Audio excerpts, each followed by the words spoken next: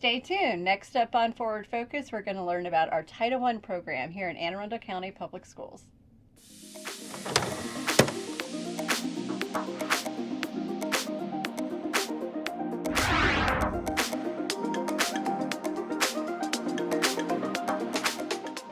Hello, and welcome to Forward Focus, an AACPS program where we focus on our work to create a school system where everyone can belong, grow, and succeed. I'm Shannon Pugh, the Director of Strategic Initiatives. We have two segments of our show today, but joining us for segment one is the AACPS Director of Title I, Ms. Kelly Thomas. Welcome. Hi, great to be here. We are so glad that you are here. So our focus today is on Title I. We're going to learn all about that. But please start off and tell us a little bit about you and what has been your professional journey to get to where you are now in Anne Arundel. Well, I am a Title I girl through and through. I've had the experience of being a Title I teacher, administrator at multiple Title I schools, and now I have the privilege of serving as the director of Title I. In that role, I've had the opportunity to support some of our most needy schools and populations, and really have had the privilege to watch them grow under really strategic supports. So you have really seen Title I from all types of perspectives, so you know it through and through, but our audience probably does not. So will you take us through the big picture of Title I, what it is, where it comes from, and ultimately how does it support our students? Thank you. I truly know it because I've been able to walk the role in various ways through our schools. I was hired as a Title I teacher out of college, had the opportunity to grow into a resource teacher and then an administrator in a number of our Title I funded schools, and I'm lucky enough to now be the director of Title I. Title I is a federally funded program, and it's really designed to close those achievement gaps and provide equitable opportunities for our schools and students of high needs and high poverty. Here in AACPS, we really focus on aligning this work, as always, to our strategic plan and of achieving academic excellence and supporting our whole child. In terms of Title I funding, these are federal budgets that are really created based on local poverty rates and school eligibility thresholds. So over the time, we've seen some demographic shifting, and that funding formula has impacted some of the funds that we're receiving down from the federal government. So about how much money, you don't have to get down to the penny, but about how much money does Anne Arundel County receive in Title I, and how has that amount changed over time? So currently we receive about $16.5 million in Title I funds. A large amount of those funds are really put toward the staffing and enhancing that within our schools. Over time, this has fluctuated due to changing census data, and we've seen slight reductions over the time, but more so we've seen a plateau. And while a plateau sounds like it's okay, we're keeping the same amount of funds, the costs of the programs have continued to go up.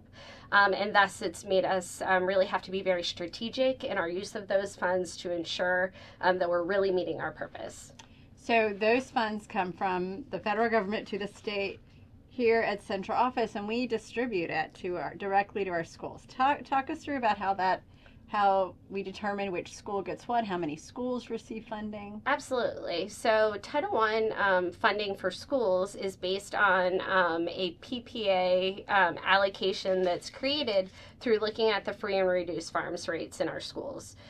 So the schools with the highest concentrations of students receiving free and reduced meals receive the most in that per pupil allocation. So really that number of students in conjunction with what that percentage is at the school creates the budgets within our schools.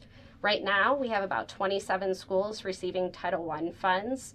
But over the last 3 years, we've seen that line of the number of schools we can support with these funds increasing, meaning that when I started in this role 4 years ago, we were able to support schools at 58% and higher in free and reduced percent meals. Currently, our cut line going into next year is 70%. So I think that speaks to the growing amount of free and reduced meals students in our county are receiving, and the number of schools really with higher concentrations of poverty. Yeah, so I do know that percentage has gone up every year.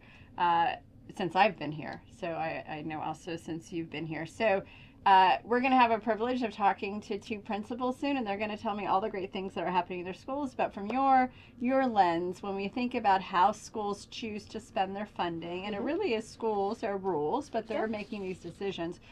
What do you see? Where do they typically spend their funding? So the majority of the funding really goes into the people. So really looking at enhancing their staffing. And this might look like additional teachers to teach intervention and acceleration classes. This might look like a Title I math teacher really charged with leading robust collaborative planning and really bringing the best evidence-based practices in our schools. As well as additional literacy teachers and teaching assistants to really support the programs. Beyond that, schools use their funds in terms of programming, enhancements for student experiences and field trips, additional hours for really quality professional learning, so that our teachers have the capacity to meet our students where they are and ensure their achievement. As well as really putting funds toward truly engaging their families. Within Title I, our parent and family engagement asks us or requires us to not only remove barriers for families, but also to teach them ways to support their children academically at home. So we're truly partners in education, and 1% of all of our funds in Title I really go to that initiative and focusing on engaging with our families.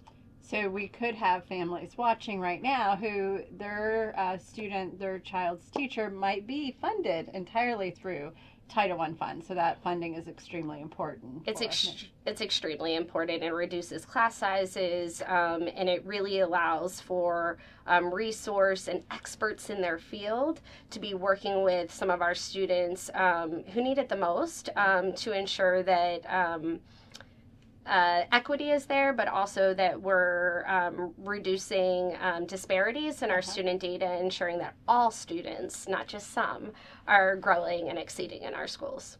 So that's a great segue. You just talked about data. So data. I know you're excited about seeing the growth and changes within our schools that are receiving Title I funds. Brag. I'm going to brag. Just in, we have 81% of our schools grew on the most recent Maryland Report Card data, with 42% of them increasing at least 5 points, which is significant. Yeah. We're seeing over 80% of our schools that have specific student groups that were underperforming have increased over 40% with those student groups, and we're really starting to see a closing of the gap of disparities between achievement, but not at the detriment of the ceiling.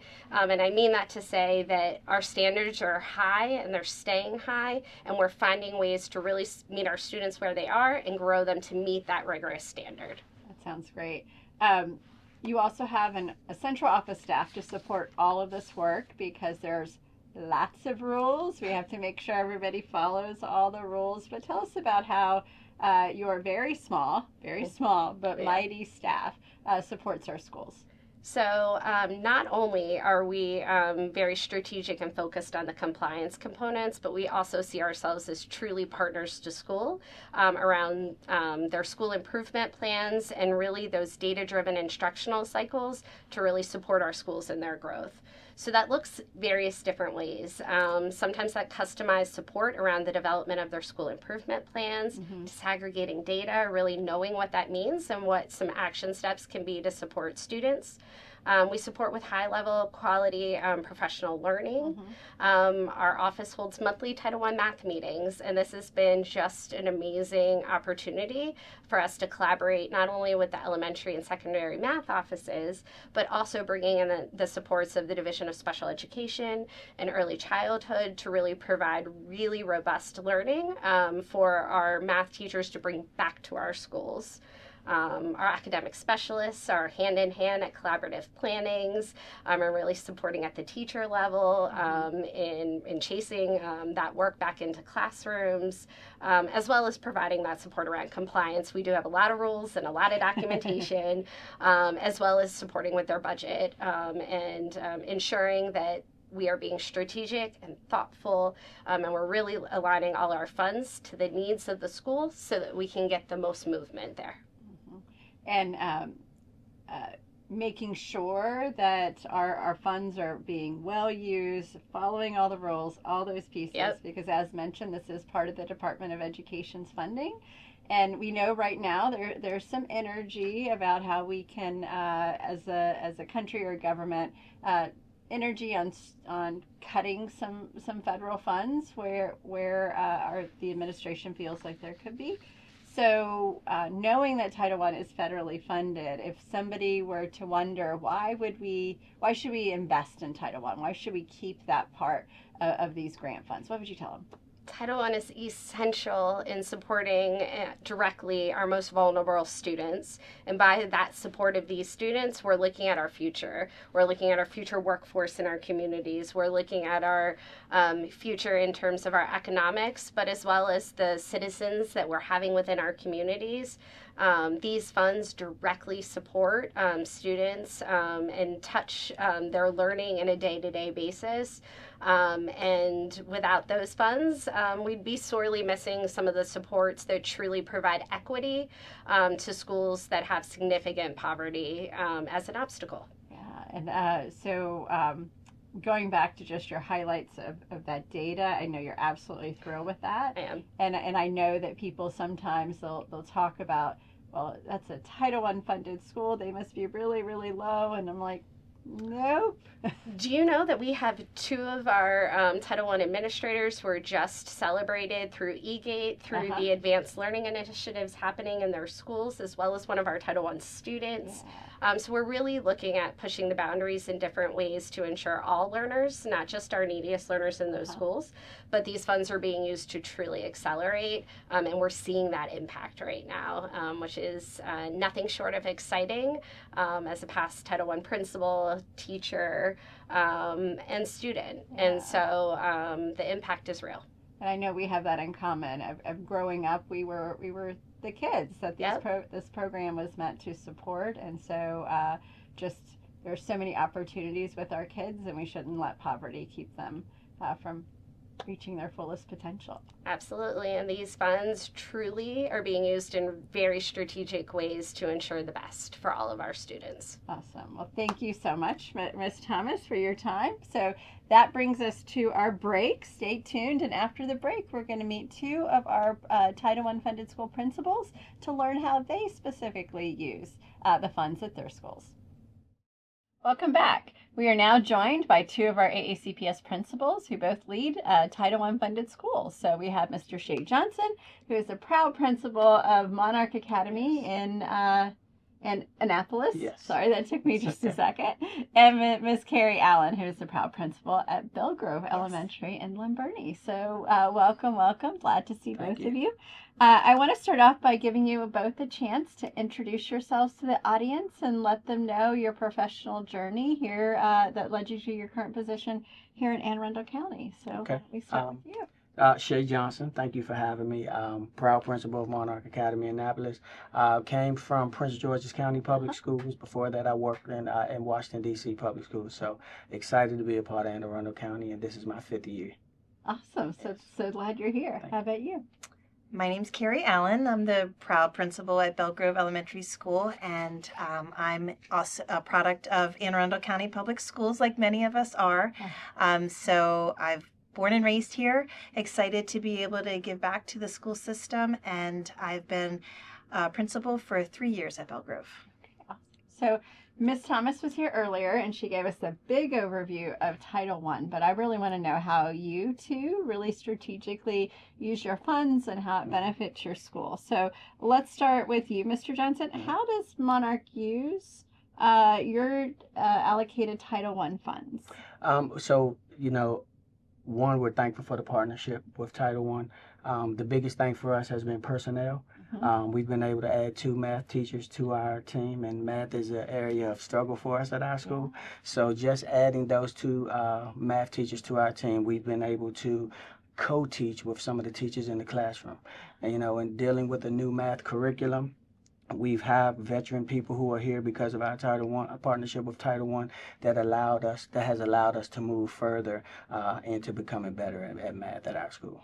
So just to go a little bit off of that, so if anyone in the audience doesn't know, and I didn't know because I'm a secondary person, but most of our elementary teachers have a lot more focus on literacy as part of their development. And so to have two math teachers there to help teachers learn the math and how to teach the math. Absolutely. Awesome. And you know, you have new career people that start a new career when some of our teachers. You have young teachers coming straight out of college, and it's a lot when you first there. So to have a partnership with Title I where you can bring veteran teachers into the school to help teach them and co-teach with them, it has been amazing. And you mentioned that math is one of our needs at your school. So how else do you go about planning to use the funds? How did you? So we have parent engagement nights. We talk where we come in and share our curriculums with them. Anne Arundel County also has a new literacy curriculum, so we bring those parents into our building. We share the curriculum with them, teach them what's going on. You know, I have a son that's in high school, and when he brings high school work home, I'm like, okay, like, you know. So some of our parents feel the same way. So we use those funds to bring those parents in. We use them to have community nights to make sure that they're getting the things that they need as parents and that the students are. So we use it that way to make sure that as a community we're growing together. That's awesome. How about you, Miss Allen? Tell us about how you're using those funds at Belgrove. And I agree, staffing is really, I feel like we get the most leverage and impact on student achievement with the staffing that Title I provides, and empowers teachers. We have a lot of co-teaching as well. It leads to authentic coaching. So when teachers are side by side with the resource staff and the Title I staff, they're naturally going to be starting to talk about things that are going on with their students, with the curriculum, any ideas that they may have, and they just really feel like they have partners with them. And so I feel like that's really been an impactful way to use our staffing. So we have our literacy and math resource teachers, our teaching assistants. One focuses on the social emotional learning of our students as well. And then we have our student instructional support teachers. So I really feel like that's been really impactful. We also get some funding because we're a ATSI school, and so our focus is on our multiracial students, and we were able to use that allocation to focus on attendance, where we saw a need, and identifying and removing barriers, as well as our multilingual learners, and focusing on our social and emotional learning through executive functioning strategies. And you mentioned a title for one of our teachers who's a SIS. Do you want to say what they do? So they were similar to what an interventionist would be, but again, they're looking at targeted students using data-informed instruction to meet the needs of students, whether it's by extending instruction for some students, or if a lot of times we may have students that have significant gaps in learning, and so they're able to meet with our SIST, and they can get, again, targeted instruction that fills in those gaps while they're also being able to be instructed on the grade level curriculum. And what about how did you go about determining your needs? I agree. The parent input is key. We really try to do our parent advisory meetings, surveys, even some informal talking to parents. If we have a parent event, we'll go around and try to just talk with them, get their input, as well as looking at our data and trends that we're seeing. And then part of our Title I plan is really doing that root cause analysis and determining where the needs of our students are, and then building a plan to meet those needs. And both of you have received Title I funds for several years. So I asked Ms. Thomas to brag about the impact that she sees district-wide. So I'm going to ask you to brag a little bit about your schools and how are these funds impacting the students at Monarch? Well, just a little brag. We gained 5 points on MCAT for literacy, awesome. And that is amazing. We also were renewed for 7 more years as a charter school through Anne Arundel County Public Schools, and that's really because of our partnership with Title I. It has allowed us to become a team. So we are just continuing to work with the Anne Arundel County Public School Title I team. They come to us, we visit them just to make sure that we're continuing to grow in that area. Awesome. Yeah. How about you, Miss Allen? What have you seen? That's my favorite thing to do is brag about Belgrove. So we saw a 10% increase on our Maryland report card from 2 years ago to last year, with 28% increase in growth on ELA for our students, and 7% increase in their proficiency, the amount of students that were proficient. It was across the board with attendance as well. We were able to increase, and English proficiency and growth in math had a 4% increase. So it was a well-rounded report card where we made increases in almost every area. And then when we drill down a little bit further into our data, when we have focus groups for students that we hope to become proficient on math and English language arts, and then we have our Title I staff really work with those students, we again saw growth, significant growth with that targeted focus.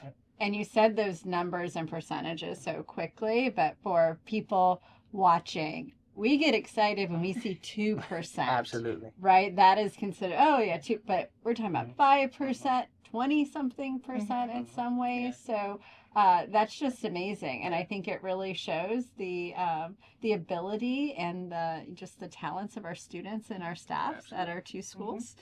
So thank you very much for your leadership in that piece. That's awesome. So Title I is federally funded, so federal funds, but both your schools also benefit through state blueprint funding, and primarily in the form of community schools. You receive some other funding. We won't get too nitty-gritty about that, but community schools is a rather large grant that you're able to use at your school. So talk us through how you're able to really use both of those funding sources to really support our students, wrap around everything to make those great gains. For us with the Blueprint Grant, we focused on ESOL and we focused on our SPED departments. We've been able to add more personnel. Our SPED population is about 10%, so we're pretty big. We are excited about the staff that we've added to it. We can see that our students are working and they're growing academically, so that's how we've used the Blueprint. As far as community school, this is our first year. We've had a very, very good year, so we're excited about the growth. And this upcoming school year, year 26, we'll be able to add a social worker to our budget. So we're excited about that. Just more opportunities for us to connect with parents and give students and families and the whole community what they need. Yeah, so that those community school funds are going to pay for that social worker that you have. And I know you have a social worker with community school funds at Belle Grove. Talk us through that. The community schools really is a game changer. It allows us to really use a lot of our Title I funding to focus on the academics. And while community schools also prioritize academics, it also is able to really fill in the other needs that our families have. Including attendance. So we do use our social worker to go do home visits to identify barriers, bring alarm clocks, bring white noise machines, whatever the reason is that students are having trouble. We get daily calendars for families. So she really works and targets what the needs are of families, and that's helped increase our attendance. And then looking at the physical health, we had a Vision to Learn event where we had 42 students that we needed glasses and were able to receive glasses, and that's going to directly impact academics. And that was thanks to community schools, and we're moving forward with the Total Health, where parents will be able to bring their child in for some telehealth visits. And so again, just trying to remove the barriers, and the funding from community schools really helps that. I love how both of you really talked about all those other pieces that we might not always think about when we think about academics. Everything from making sure a family has an alarm clock. I mean, that's just such a no-brainer, but if children or families for whatever reason can't get up in the morning, this is certainly helpful. And just all of that ultimately goes to supporting academic achievement for our students. And glasses. I mean, it's just so simple. If kids can't see, we have to do those things. So when Ms. Thomas was here, we talked a little bit about the current federal situation where there are efforts to rethink maybe some things that we fund at the federal level. And so knowing that Title I is a federally funded program out of the Department of Education, I want to give you an opportunity to give a little spiel, a little pitch about if people are wondering, hey, should we be spending money on Title I? Is that really where we want to spend our federal funds? I want to give you a chance to add your opinion to that piece. I absolutely would say yes. Please spend your money on Title I. There's so many families out here who need our help in many, many ways. And with Title I, that gives us an opportunity to be versatile and help in different ways. So at Monarch Academy Annapolis, we wouldn't be successful without our partnership, without Title I. And our students wouldn't be growing academically without our partnership, because it allows, and I'll say even our teachers, because again, our co-teaching program is allowing our teachers to grow, which allow them to be more confident with our teaching our students, which is allowing students to grow. So we definitely need Title I. Awesome. How about you, Miss Allen? I agree. It's about growth and opportunity for all students, and making sure all students feel a sense of belonging so they can grow and succeed. And I think I agree with Mr. Johnson about the replicating the teachers, the lead teacher position, for example, about how we're empowering teachers. We're helping the teaching profession as a whole, not just at Title I schools, when we're able to have more nationally board certified teachers and they have the confidence and the skill set to be able to help students. So between the two of you, you really also just wrapped up the importance of funding for Blueprint as well, Yes. between Absolutely. community schools, Yes. NBCTs, lead teachers, all types of great opportunities. Well, I want to thank both of you for leaving your schools early to come and join us and spend a little time with our audience. I'm Thank sure you they for are having very us. excited to hear directly from you, so thank you for that. So that brings us to an end of our time today. So once again, I would like to thank our guests, Ms. Thomas, Mr. Johnson, and Ms. Allen, for joining us today.